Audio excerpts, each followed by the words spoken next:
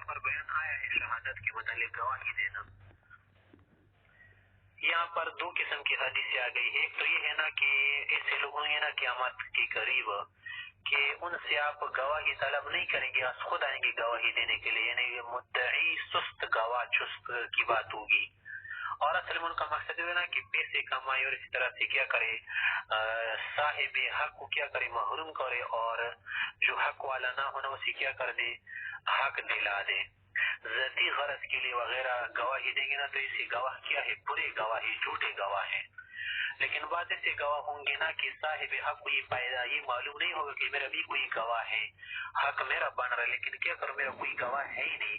تو اگر کوئی گواہ اس کو فائدہ پہنچانے کے لیے بلا طلب کے بغیر مطالبے کی گواہی دینا چاہے نا تو ایسا گواہ کیا ہوگا, ممدوح ہوگا, اچھا ہوگا. تو مختلف قسم کی بات یہاں پر نقل کر رہے, تفصیل سے آگے کہہ رہے کہ ابواب الشہادات عن رسول اللہ صلی اللہ علیہ وسلم.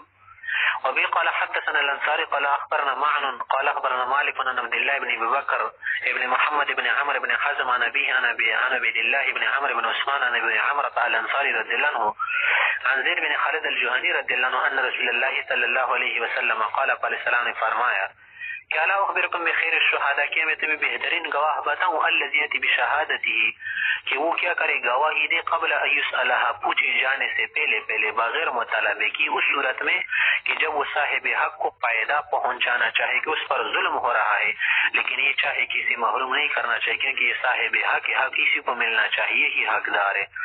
تو پھر اسی گواہی کیا ہوگی, بہترین ہوگی. وبه قال حدثنا احمد بن الحسن قال اخبرنا عبد الله بن مسلم عن مالك وبه قال ابن ابي عمرو هذا حديث حسن. اکثر الناس يقولون, اکثر لوگ علماء یہ کہتے ہیں کہ عبد الرحمن بن ابي عمرو واختلفوا على مالك في روايه هذا الحديث فروى بعض عن ابي عمرو وروى بعض عن ابن ابي عمرو وهو عبد الرحمن بن ابي عمرو الانصاري, وهذا صح عندنا لانه قد يروى من غير حديث مالك عن عبد الرحمن بن ابي عمرو عن زيد بن خالد, وقد روي عن ابي عمرو عن زيد بن خالد غير هذا الحديث, کہ اس کے علاوہ بھی حدیث یا روی غیر هذا الحديث, کہ ابو عمرو نے جو روایت نقل کی نا زید بن خالد سے, اس کے علاوہ بھی حدیث نقل کی گئی ہے, وہ صحیح ايضا, یہ بھی صحیح ہے. وہ ابو عمرو, ایک ابو عمرو ہے نا, یہ کون ہے؟ تو کہہ رہے کہ ابو عمرو ہوا مولا زید بن خالد الجہانی, اس کی مولا ہے. ولو حدیث الغلول لابی عمرو, اس نے ایک حدیث نقل کی ہے غلول والی, وہ ابو عمرو کی روایت سے ہے. وبه قال حدثنا بشر بن آدم بن ابن أزهر السمان قال أخبرنا زيد بن الحباب قال حدثنا أبي بن عباس بن سهل بن سعد قال حدثنا أبو بكر بن محمد بن عمرو بن حزم قال حدثنا عبد الله بن عمرو بن عثمان قال حدثني خارجة بن زيد بن ثابت قال حدثنا عبد الرحمن بن أبي عمرو قال حدثنا زيد بن خالد الجهني أنه سمع رسول الله صلى الله عليه وسلم يقول خير الشهداء من أدى شهادته قبل أن يسألها, کہ بغیر کسی لالچ اور طمع کے, بغیر کسی خود غرضی کے نا کسی مسلمان کو حق پہنچانے کے لیے گواہی دینا, ایسا گواہ کیا ہوتا ہے, افضل بہترین گواہ ہوتا ہے. هذا حديث حسن غريب من هذا الوجه. وبه قال حدثنا قتيبة قال أخبرنا مروان بن معاوية الفزاري عن يزيد بن زياد الدمشقي عن الزهري عن عروة عن عائشة رضي الله عنها قالت قال رسول الله صلى الله عليه وسلم. اب یہاں پر کچھ لوگوں کو بتا رہے, کچھ افراد ہے نا کہ ان کی گواہی قبول نہیں ہوگی, جائز نہیں ہوگی. یہ حضرت عائشہ سے نقل کرتی ہے کہ آپ علیہ السلام نے فرمایا کہ لا تجوز شہادت خائن, خائن شخص کی گواہی قبول نہیں ہوگی. لا تجوز کا کیا معنی, لا تقبلو, اس کے لیے دینا بھی جائز نہیں, کیونکہ وہ خیانت دار ہوتا ہے نا. خائن آدمی دوسری چیزوں میں خیانت کرتے تو اس میں ظاہر سی بات ہے کہ خیانت کرے گا. ولا خائن, اس طرح خائن عورت. ولا مجلود حدا, اسی طرح وہ آدمی جس سے کوڑے لگائے گئے ہو, درے لگائے گئے ہو نا, کس کی وجہ سے, حد کی وجہ سے, یعنی زانی سے مراد نہیں, غیر محسن زانی مراد. ایک تو زانی محسن ہوتا ہے نا شادی شدہ, دوسرا غیر محسن زانی ہوتا ہے کہ جس کو 100 کوڑے لگ جاتے نا, یا عورت ہو. اسی طرح سے کوئی کسی نے قذف لگایا ہو اپنی بیوی پر, اس کو 80 کوڑے لگے. اسی طرح شارب الخمر, شراب کا پینے والا, تو اس کی گواہی وغیرہ نہیں قبول ہوتی. ہاں یہ جو کہا نا قذف کے متعلق, تو امام ابو حنیفہ کا مذہب ہے کہ قاذف شخص جس کو حد لگائی جائے نا, اس کی گواہی ہمیشہ قبول نہیں ہوگی اگرچہ وہ کیا کرے توبہ کرے، کیونکہ قرآن کریم میں آیا ہے نا کہ وَلَا تَقْبَلُوا لَهُمْ شَهَادَةً أَبَدًا. آگے فرما رہے کہ وَلَا مَجْلُودَةٍ، اسی طرح کوئی عورت اس کو کیا لگی ہو، حد لگ گئی ہو، وَلَا ذِي غِمْرٍ، اسی طرح حسد رکھنے والا، کینہ رکھنے والا، کہ اگر وہ کسی کے ساتھ کینہ رکھ رہا ہونا تو اس کی گواہی اس کے لیے قبول نہیں ہوگی، اس کے خلاف بھی قبول نہیں ہوگی. لِأَخِيهِ، اپنے بھائی کے لیے. اور اس طرح سے وَلَا مُجَرِّبٍ شَهَادَةً، وہ آدمی جو گواہی کو کیا کرے، تجربہ کرے. تجربے کرنے کا کیا معنی؟ یعنی پیشاور گواہ جو اس کو پیشہ بنا دے. وَلَا الْقَانِعِ أَهْلَ الْبَيْتِ، اسی طرح وہ آدمی جو کسی گھر کا رہنے والا ہونا یا کسی کا توتیلی ہونا اور کسی کے پاس کھاتا پیتا ہونا گواہی کو بھولے گی، کیونکہ ظاہر سی بات ہے کہ انہی کے فائدے میں، انہی کے نفع کے لیے گواہی دے. وَلَا ظَلِمٍ فِي وِلَاءٍ، اسی طرح وہ آدمی نا جو ویلا میں کیا کرے، کسی اور کی طرف اپنی ویلا منسوخ کرے. مثلا مولا کسی کا ہے اور کہہ دے کہ میں تو اس کا مولا نہیں ہوں، بگوڑا غلام ہو وغیرہ. وَلَا قَرَابَةٍ، اسی طرح قرابت والوں کے لیے گواہی نہیں دے سکتا. لیکن صحیح باتیں ہیں نا کہ قرابت سے کون سی قرابت مراد ہے؟ رحم محرم والی نہیں، دوسری قرابت مراد ہے. اگر کوئی چچا زاد بھائی وغیرہ گواہی دے تو وہ قبول ہوگی. قال الفزاری سے فرماتے کہ القانع جو کہنے سے کیا مراد ہے؟ التابع، تو پہلی آدمی مراد ہے. هذا حدیث غریب لا نعرف الا من حدیث یزید بن زیاد دمشقی. ويزيد صاحب جو ہے نا يضعف في الحديث ولا يعرف هذا الحديث من حديث الزهري الا من حديثه.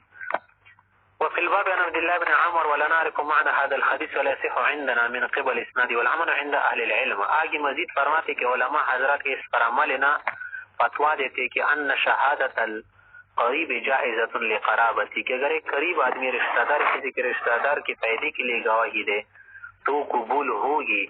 واختلف اہل العلم، علماء حضرات نے اختلاف کیا ہے کہ شہادت الوالد للولد والولد للوالد، کیا اگر کوئی بیٹا اپنے باپ کے لیے گواہی دے یا باپ اپنے بیٹے کے لیے تو فلم یجز اکثر اہل العلم شہادت الولد للوالد وللوالد للولد، کہ ایک دوسرے کے لیے اصول فروع جو ہے نا گواہی نہیں دے سکتے، احناف کے نزدیک بھی جائز نہیں.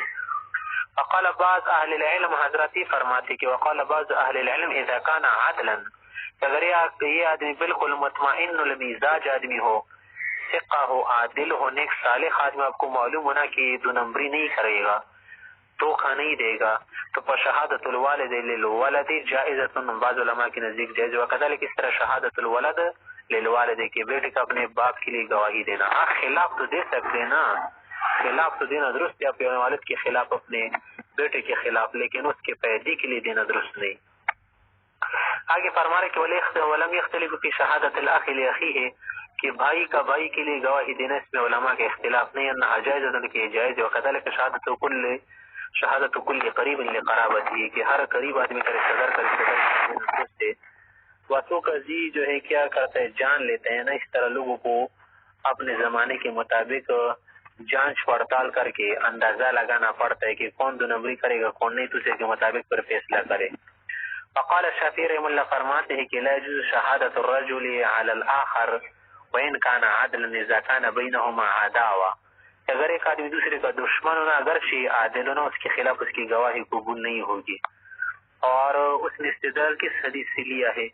امام شافعی رحمۃ اللہ علیہ نے اس حدیث سے استدلال کیا ہے نا جو عبد الرحمن اعرج صاحب سے منقول ہے کہ وذهب الى حدیث عبد الرحمن الاعرج عن النبي صلی اللہ علیہ وسلم کہ لا يجوز شہادت صاحب حنت یا جنت، کہ جو آدمی کیا ہو کینہ پرور ہونا، یعنی صاحب عداوہ، دشمن آدمی ہو، اس کی گواہی قبول نہیں ہوگی اپنے دشمن کے خلاف. وقد معنى هذا الحديث قال لا تجوز شہادت صاحب غمر، کہ کینہ والا آدمی، عداوت والے آدمی کی گواہی قبول نہیں ہوگی، یعنی صاحب عداوہ اپنے دشمن کے خلاف. وبه قال حدثنا حميد بن مسعد قال اخبرنا بشر بن المفضل عن الجريري عن عبد الرحمن بن ابي بكر عن ابيه ان رسول الله صلی اللہ علیہ وسلم قال، آپ علیہ السلام نے فرمایا کہ الا اخبرکم باکبر الکبائر، لوگ تمہیں گناہوں میں سے میں بڑے گناہ کو نہ بتاؤں جو بہت بڑا گناہ ہو؟ قالوا، فرمایا کہ بلا یا رسول اللہ، ضرور بتا دیں. بڑا گناہ تو یہ ہے ایمان کے بعد کہ آدمی شرک کرے اللہ کے ساتھ، کسی کو شریف ٹھہرائے ذات میں یا صفات میں. آگے فرمائے کو حقوق الوالدین نا حق بات میں، یعنی حق بات میں والدین کی نافرمانی کرنا. اگر وہ نا حق بات بتا دینا تو اس کی نافرمانی کرنا جائز ہے. نافرمانی کا کیا مانا؟ کہ ان کی نا حق بات نہ مانے. ہاں اور صاحب دنیا معروف کا معاملہ اپنا دے. اور شہادت الزور اور جھوٹی گواہی دینا، اور قول زور یا جھوٹ بات کہنا. قالا کہ فرمارے کہ پیغمبر اسلام کا کیا لگا دوسری حدیث میں آیا ہے نا کہ اہم بات بتانے کے لیے آپ علیہ السلام کبھی کبھی اہمیت بتانے کے لیے اٹھ جاتے تھے اور اہمیت کے ساتھ بتاتے تھے. قال فما زال رسول اللہ صلی اللہ علیہ وسلم یقولها کہ بار بار کہتے رہے شہادت الزور قول الزور شہادت الزور قول الزور، یہاں تک کہ ہمیں کہنا پڑا، یعنی ہم نے افسوس کیا کہ کاش خاموش ہو جاتا. آپ علیہ السلام کو ہم نے تکلیف دی. کیوں پوچھا اس سے؟ یہ کیوں جو ہے وہ ہماری وجہ سے تکلیف میں پڑ گئے. کہ قولها بار بار کس طرح کہ حتی قلنا ہمارے دل میں یہ آئے کہ نہیں تحت کاش خاموش ہو جاتے. هذا حدیث صحیح.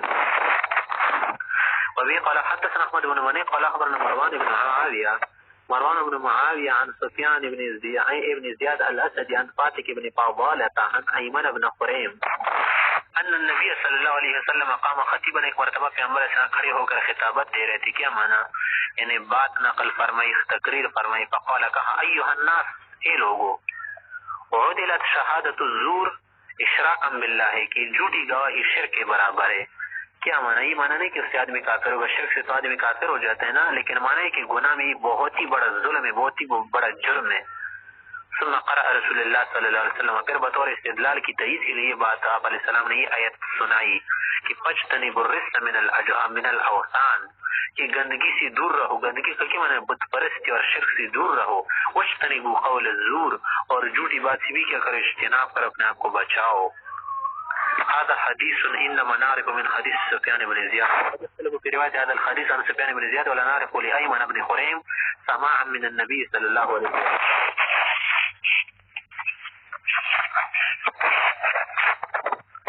وبه قال حدثنا واصل بن عبد الاعلى قال اخبرنا محمد بن فضيل عن الاعمش عن علي بن مدرك عن هلال بن يساف عن عمران بن حسين قال سمعت رسول الله صلی اللہ علیہ وسلم یقول، آپ علیہ السلام نے فرمایا کہ خیر الناس قرنی، کی زمانے میں میرا زمانہ بہت بہتر زمانہ ہے. ثم الذين يلونهم پھر تابعین حضرات، ثم الذين يلونهم پھر تبع تابعین حضرات ثلاثا، ثم يجيء قوم، پھر ایسے عجیب قسم کے لوگ پیدا ہوں گے من بعد، ان کے بعد یتسمنون، کہ اپنا پیٹ بڑھائیں گے، جہاد حضرت سے بھی دور رہیں گے نا، اور اسی طرح سے نفس کے ساتھ جہاد کرنے کو بڑا جہاد کہیں گے. بس یہ کیا ہے؟ الجہاد الاکبر ہے. اور یہ جو قتال پیغمبر علیہ السلام نے جس کے لیے اپنا خون بہا دیا ہے نا، اس کو کیا کہیں گے؟ جہاد اصغر کہیں گے. تو اپنا پیٹ بڑھائیں گے اور اسی طرح سے اپنا آپ کو موٹا بنائیں گے، اور اپنی چربی نہیں پھینکلائیں گے، اپنی چربی بچا دیں گے. بڑے بڑے سخت احکام نہیں کریں گے کہ یار ہماری چربی پگھل جائے گی. ویحبون السمن، موٹا پن پسند کریں گے. یؤتون الشہادۃ قبل یسألوها، اپنی خود غرضی کے لیے، اپنا مقصد نکالنے کے لیے، اور صاحب حق کو حق نہ پہنچانے کے لیے بغیر مطالبے کے، بلا طلب کے خود سے کیا کریں گے؟ گواہی دینا چاہیں گے. تو ایسی گواہ کیا ہوتی؟ شریر قسم کے اور رذیل قسم کے گواہ ہوں گے. هذا حدیث غریب من حدیث الاعمش عن علی بن مدرک اصحاب الاعمش انما رواه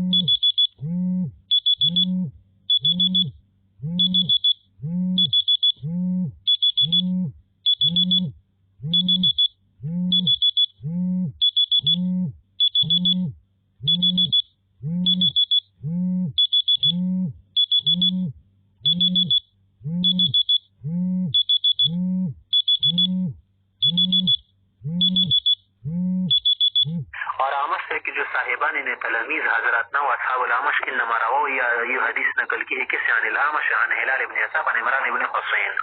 وبه قال حدثنا ابو عمار الحسين بن حريث قال اخبرنا وكيع عن الأعمش عن هلال بن يساف عن عمران بن حسين عن النبي صلى الله عليه وسلم نحوه. وهذا صح من حديث محمد بن فضيل.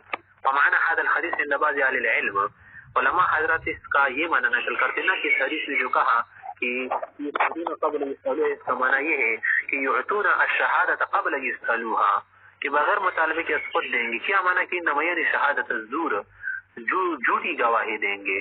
یقول شہادت احدهم من غیر یقول شہادت احد من غیر ان یستشهدوا، کہ بغیر مطالبے کی کیا من غیر ان یستشهد، بغیر گواہی طلب کی گواہی دیں گے پیسہ نکالنے کے لیے، صرف پیسہ اس کا مقصود ہوگا. وبیان هذا في حدیث عمر بن الخطاب عن النبی صلی اللہ علیہ وسلم. یعنی اصل میں یہاں ایک بات بتانا چاہتے کہ اس حدیث میں تو فرمایا کہ شریر الشہداء ہے نا، شر الشہداء ہے. کہ پہلی حدیث میں تو کہا گیا نا کہ جو کیا کرے بغیر مطالبے کی گواہی دے وہ تو خیر الشہداء ہے. تو ہم نے بتا دیا تھا نا پہلے نا کہ اس سے معنی مراد نہیں کہ ان دونوں حدیثوں میں تعارض ہے، دونوں میں فرق ہے. وہ اس طرح سے کہ اگر کوئی گواہی دینا صاحب حق کو حق پہنچانے کے لیے بغیر خود غرض اور پیسہ نکالنے کے لیے تو وہ خیر الشہداء ہے. لیکن جو کیا کرے پیسہ نکالنے کے لیے اور اسی طرح سے یہ مقصد اس کا نہ ہو کہ کسی کو حق پہنچے، بس پشاور اور جھوٹ سے بھی کام لے وغیرہ، تو ایسے شہداء کیا ہوں گے؟ شر الشہداء ہوں گے. تو یہ حدیث پہلی حدیث کی کیا ہے؟ متعارض نہیں ہے. تو اسی کے متعلق فرما رہے کہ وبیان هذا في حدیث عمر بن الخطاب رضی اللہ عنہ النبی صلی اللہ علیہ وسلم قال خیر الناس قرنی ثم الذين يلونهم ثم الذين يلونهم ثم يفشو الكذب، پھر جھوٹ جو ہے پھیل جائے گا حتى يشهد الرجل ولا يستشهد، کہ خود سے گواہی دے گا، ويحلف الرجل ولا يستخلف، کہ قسم کھائے گا بغیر قسم مطالبہ کی، یعنی اسے قسم اپنے طلب نہ کی ہوئی ہوگی، خود سے جو ہے قسم کھائے گا. ومانا حدیث النبی صلی اللہ علیہ وسلم اور پیغمبر صلی اللہ علیہ وسلم کی پہلی والی حدیث جو ذکر کی گئی نا اس سے پہلے کہ خیر الشہداء الذی یاتی بشہادتی قبل یسألها، تو اس کا معنی ہے نا کہ هو اذا استشهد الرجل على الشیء، کہ جب کسی کو گواہ کے طور پر طلب کیا جائے کسی چیز کے متعلق، حق کے متعلق، ان یؤدی شہادته، تو وہ گواہی دے، اور اس طرح سے ولا یمتنع من الشہادت، شہادت سے اپنے آپ کو نہ روک لے، اور صاحب حق کو حق پہنچانے کے لیے دے. هكذا وجه الحدیث عند بعض العلم، علماء حضرات اس کی تشریح کی ہے. بسم اللہ الرحمن الرحیم. باب الزہد، یہ زہد کے متعلق باب بیان کرنا چاہتے ہیں. زہد کس کو کہتے ہیں؟ بے رغبت ہونا کسی چیز سے. زاہد کس کو کہتے ہیں؟ جو دنیا سے بے رغبت ہو، یعنی دنیا سے بے رغبت رہو، دنیا کو خوب استعمال کرو، خوب جو ہے دنیا کماؤ، کیونکہ یہود و نصارہ کے پاس دنیا زیادہ ہے نا، تو ہم ان کا مقابلہ اس وقت تک نہیں کر سکتے جب تک ہمارے پاس اسباب زیادہ نہ ہو، وسائل زیادہ نہ ہو.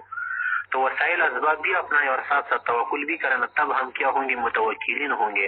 لیکن اگر کیا کرے اسباب و وسائل کو تو پیچھے ڈال دے اور صرف توکل کی بات کرے نا، اور اپنے آپ کو پاگل اور سادہ بنا دے، سادہ لوح بنا دے کہ اسباب کے بغیر جنگ ہوگی، تو یہ سادہ پن ہے، حماقت کم عقلی ہے یہود نے اور نصارہ نے، تو ہمیں اسے غلطی میں ڈال دیا ہے نا کہ بغیر اسباب کے لوڑ انشاءاللہ بہت کچھ ہوگا. لیکن یہ جھوٹ ہے.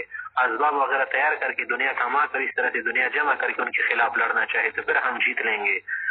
اور اس طرح سے فرمایا کہ باب الزہد کا یہ معنی ہے کہ جو چیز آپ کے پاس رہے، کسی بھی طرح کی چیز، کوئی مال و دولت ہو، تو اس سے رغبت نہ کرے. رغبت کا کیا معنی کہ دل میں اس کی محبت نہ ڈالے، یعنی بدن پر تو لگا دے البتہ دل میں نہ لگا دے، دل میں اس کے لیے سوراخ نہ چھوڑے، دل کی کھڑکی اس کے لیے نہ کھولے. دل کی جو کھڑکی ہے صرف اللہ کی محبت، رسول کی محبت کے لیے کھولنی چاہیے. کسی کو کہتے ہیں زد، ایسی چیزوں کا چھوڑ دینا نا کہ جو آخرت میں آدمی کو فائدہ نہ دے، تو ایسی چیزوں کو چھوڑ دینا. یا ایسی چیز جس سے یہ خطرہ ہو، اندیشہ ہونا کہ انسان کو آخرت کے اعتبار سے کس میں ڈال دے، وبال میں ڈال دے، تباہی میں ڈال دے، اس کو چھوڑ دے. وقان فیہ من الزاہدین، جیسے کہ یوسف علیہ السلام کے بھائی کے متعلق آیا ہے نا کہ وشروہ بثمن بخس دراہم معدودہ وقان فیہ من الزاہدین، کو اس معاملے میں کیا تھے؟ بے رغبت تھے، لیکن مجبوری کے طور پر انہوں نے یوسف علیہ السلام کو بیچ دیا تھا. کسی کے متعلق بتا رہے ابواب الزہد، تقوی زہد کی متعلق بات ہے. آگے کہہ رہے کہ عن رسول اللہ صلی اللہ علیہ وسلم علیہ السلام سے اس طرح کے ابواب آئے ہیں. وبی قال حدثنا صالح بن عبد الله والسويد بن ناصر قال حدثنا صالح قال حدثنا وقال حدثنا وقال السويد قال اخبرنا عبد الله بن المبارك عن عبد الله بن سعيد بن ابي هند عن ابيه عن ابن عباس رضی اللہ عنہ قال قال رسول اللہ صلی اللہ علیہ وسلم.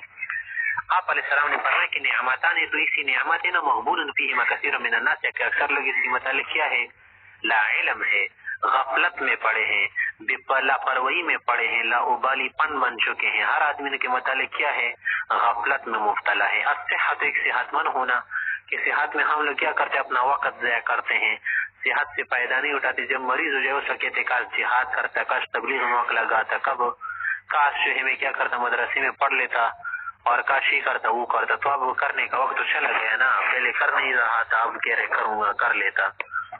والفراغ اسی طرح سے فارغ ہونا کہ فراغت فارغ نہیں رہنا چاہیے کیونکہ جو جگہ فارغ رہے نا خان خالی رد دیو میں گرد کہ خالی انسان کو شیطان اپنا ملعوبہ بنا دیتا ہے بزیچ احفال بنا دیتا ہے. اسی طرح کیا ہوگا گمراہ ہو جائے گا فضول میں رہے گا. تو آدمی کو کیا کرنا چاہیے اپنے آپ کو دین کے کاموں میں اور دنیا کے حلال کاموں میں جائز کاموں میں لگا دینا چاہیے تاکہ فضول وقت نہ گزرے کیونکہ جب ایک مرتبہ مشغول ہو جائے گا نا تو پھر بہت کاش کاش کر کے افسوس کرے گا کہ میں یہ کرتا وہ کرتا لیکن اب وہ وقت نہیں رہا اس کے لیے.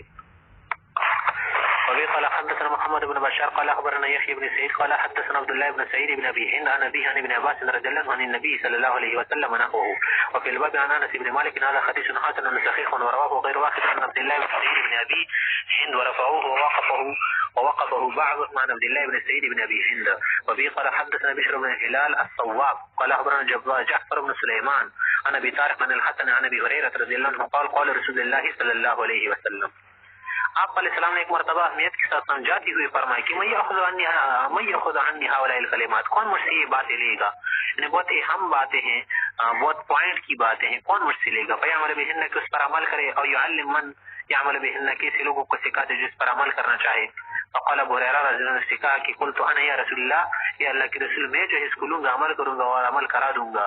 فاخذ بیدی تو اس نے فرمایا کہ میرے ہاتھ کو آپ علیہ السلام نے پکڑ کر فعد خمسا 5 باتیں مجھ سے شمار کر کے بیان فرمائی. وقال فرمایا کہ اتق المحارم اگر آپ نے آپ کو کہنا چاہتے کہ میں سب سے بڑا بزرگ ہوں سب سے زیادہ عابد ہوں نیکوکار ہوں صالح ہونا تو پھر دعوت سے نہیں ہوتا. اتق المحارم تمام حرام چیزوں سے بچو جو اللہ نے حرام کی ہے رسول نے حرام کی ہے نا تکن اعبد الناس تو لوگوں میں سب سے زیادہ آپ عابد بنو گے. ورض بما قسم اللہ لك یا قسم اللہ لك تکن اغنى الناس جو کچھ اللہ نے تمہارے لیے دیا ہے تقسیم فرمایا ہے نا تو اس پر آپ راضی رہو رضا بالقضاء اختیار کرو نا انشاءاللہ آپ لوگوں میں سب سے زیادہ غنی النفس انسان بنو گے کہ پھر قانع بنو گے. قانع کس کو کہتے ہیں قناعت کا معنی ہے نا کہ جو اللہ نے دی اسی پر صابر رہے اسی کو سب کچھ سمجھے. واحسن الی جارک اور اپنے پڑوسی کے ساتھ حسن سلوک کرو تکن مؤمنا کامل مومن بن جاؤ گے. واحب للناس ما تحب لنفسک جو کچھ اپنے لیے پسند کرتے ہو نا وہ دوسروں کے لیے بھی پسند کرو. تکن مسلمان تو کامل مسلمان بنو گے. ولا تکثر الضحك کا زیادہ ہنسی نہ کرو فإن کثرت الضحك کا زیادہ ہنسنا فضول ہنستے رہنا تمیت القلب دل کو مار دیتا ہے اور اس سے دل کا جو جذبہ ہے نا دین والا وہ مٹ جاتا ہے. هذا حديث غريب لا نعرف الا من حديث جعفر بن سليمان والحسن لم يسمع من ابي هريره شيئا هكذا روي عن ايوب ويونس بن عبيد وعلي بن زياد وعلي بن زيد قال يقال لم يسمع الحسن من ابي هريره وروى ابو عبيده عن ناجي عن الحسن هذا الحديث قوله ولم يذكر فيه عن ابي هريره عن النبي صلى الله عليه وسلم. باب ما جاء في المبادرة بالعمل اس باب کے اندر بیان فرمانا چاہتے ہیں نا کہ چیزوں سے پہلے یا کچھ چیزوں سے پہلے آپ کیا کرو اپنے آپ کو اعمال کی طرف بڑھاؤ 7 چیزوں کو پہلے کرو اس سے پہلے کہ تمہارے اوپر ایک ایسی بلا آئے ایک ایسا وقت آئے نا کہ پھر کچھ نہیں کر پاؤ گے اور کبھی افسوس ملو گی مکی کی طرح. تو پھر کیا کرو سب سے پہلے ہوشیار رہو اور جو وقت آپ کو ملے یا صحت ملے تو اسے فائدہ اٹھاؤ اس کو کام ملاؤ. یعنی سابقوا الى مغفرة من ربكم سابقوا الى الخیرات نیکیوں کی طرف بھاگتے جاؤ جلدی کرو سرعت کرو. وبه قال حدثنا ابو مصعب عن محرز بن هارون عن عبد الرحمن بن الاعرج عن ابي هريره رضي الله عنه ان رسول الله صلى الله عليه وسلم قال بادر بالاعمال السبع 7 چیزوں سے پہلے اعمال کی طرف جلدی کرو سبقت کرو. هل تنظرون کیا تمہیں اسی بات کا انتظار ہے نا الا الى فقر مدنس یا منس یعنی کیا تم اس انتظار میں لگے ہو نا کہ ایسا واقع ہے نا کہ پھر کچھ نہیں کر پاؤ گے کہ الا الى فقر منسن، اس فقر کے انتظار میں ہو کیا کہ جو آدمی کو سب کچھ بھلا دے، یعنی ایسا فقر کی جس سے کمر توڑ فقر ہونا کہ جو انسان کو کیا کرے بہت ہی مصیبت میں ڈال دے، تو پھر وہ سب کچھ بھی نہیں کر پائے گا نا۔ جب آپ کے پاس پیسے نہ ہو، کچھ نہ ہو، تو کس طرح سے دنیاوی زندگی شلا ہوگی، اس طرح دن کی کام بھی آدمی نہیں کر پاتا۔ او غنن متغن، یا کیا اس مالداری اور غنا کے انتظار میں ہو کہ جو آدمی کو سرکشی میں ڈال دے، سرتابی میں ڈال دے، ہر طرح کی گناہ کو کر دے۔ او مرض مفسد، یا اس بیماری کے انتظار میں ہو کیا کہ جو آدمی کی بدن کو فاسد کر دے اور اس کی قوتوں کو کیا کر دے، بیکار کر ڈالے۔ اور حرم مفند، کیا اس بڑھاپے کے انتظار میں کہ جو آدمی کو کیا کرے کمر توڑ بڑھاپے کے سامنے آ جائے کہ جب وہ بڑا پائے گا نا تو پھر آدمی کچھ نہیں کر پائے گا، ایک کام بھی نہیں کر سکتا۔ او موت مجہز، یا کیا اس موت کے انتظار میں ہو کہ جو آدمی کو قبر میں اس کی ٹانگیں اور پاؤں ڈال دے، یعنی تمہیں تیار کر دے، مار دے۔ او دجال، یا دجال کے انتظار میں ہو۔ کرو نا، نیک کام کرو، کسی انتظار میں نہ لگے رہو، اپنا وقت قیمتی بناؤ، اپنے وقت کو موتی کی طرح قیمتی بناؤ۔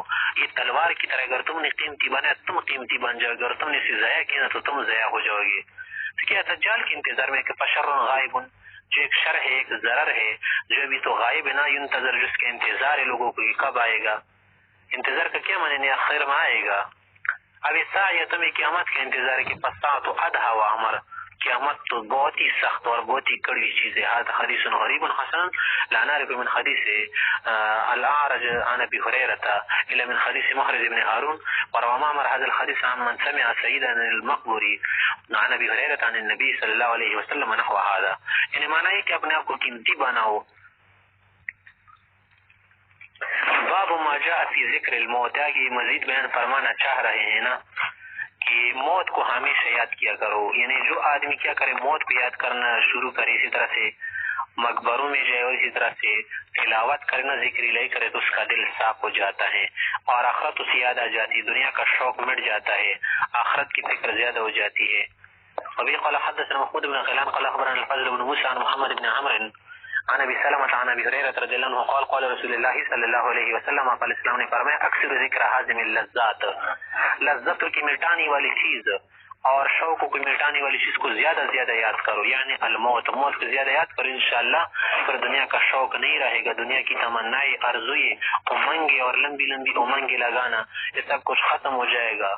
هذا حدیث غریب خاصن، اس کا یہ معنی نہیں کہ پھر دنیا کو کیا کرے پسی پوش ڈالے، دنیا کو لے لیتا کہ کسی کا محتاج نہ رہے۔ وفي الباب عن ابي سعيد باب وبه قال حدثنا حناد قال اخبرنا يحيى بن معين قال اخبرنا هشام بن يوسف قال اخبرنا عبد الله بن بحير انه سمع هانئا مولى عثمان قال كان عثمان رضي الله عنه اذا وقف على قبر، عثمان غنی رضی اللہ عنہ کسی قبر کے پاس سے گزر جاتے، وہاں ٹھہر جاتے نا، باقا بہت زیادہ روتے، حتی یبل لحیتہ، کہ اس کی آنسو جو ہے نا اس کی داڑھی کو تر کر دیتے تھے۔ فقیل، کسی نے اس سے پوچھا، فقیل تذکر الجنت والنار، آپ تو جب جنت اور جہنم کا تذکرہ کرتے ہیں، اس کو یاد کرتے ہیں، جہنم و جنت کا تذکرہ ہو جائے نا، تذکر الجنت والنار فلا تبکی، آپ تو اتنا نہیں روتے، اور تبکی من ہاتھ، اور قبر کے پاس سے گزرتے وقت تو بہت روتے ہیں، تو اس کی کیا وجہ ہے؟ فقال، اس نے فرمایا کہ اصل میں تمہیں معلوم نہیں ہے نا، قبر تم آخرت کی منزل میں سے پہلی منزل ہے، اگر اس دروازے میں سے کوئی اندر نہ جا سکے نا تو ظاہر سی بات ہے کہ پھر تمام دروازوں میں آدمی روک دیا جائے گا، اگر اس منزل کو نہ پار سکے نا تو پھر تمام منازل اس کے لیے سخت ہو جائیں گے۔ اور فرمایا کہ فقال ان رسول اللہ صلی اللہ علیہ وسلم قال ان القبر اول منزل من منازل الاخرہ، کہ آخرت کی منازل میں سے پہلی منزل ہے، فإن نجا منه، اگر اس میں اس کو سہولت آئی، نجات پائی، فما بعد ایسر منه، تو بعد کی سارے منازل آسان ہو جائیں گے، فإن لم ينج منه، اگر اس میں نجات نہیں ہوئی، پکڑ کی گئی، فما بعد اشد منه، تو بعد والی مراحل تو اور سخت ہے۔ قال پر آگے مزید فرمائے کہ وقال رسول اللہ صلی اللہ علیہ وسلم، آپ علیہ السلام سے میں نے یہ بات سنی ہے، فرما رہے تھے کہ ما رأیت منظرا قط الا القبر افظع منه، کہ بہت سارے مناظر میں نے دیکھے ہیں لیکن قبر کا جو منظر ہے سب سے زیادہ فظیع اور خطرناک ہے۔ هذا حدیث حسن غریب لا نعرف الا من حدیث هشام بن یوسف۔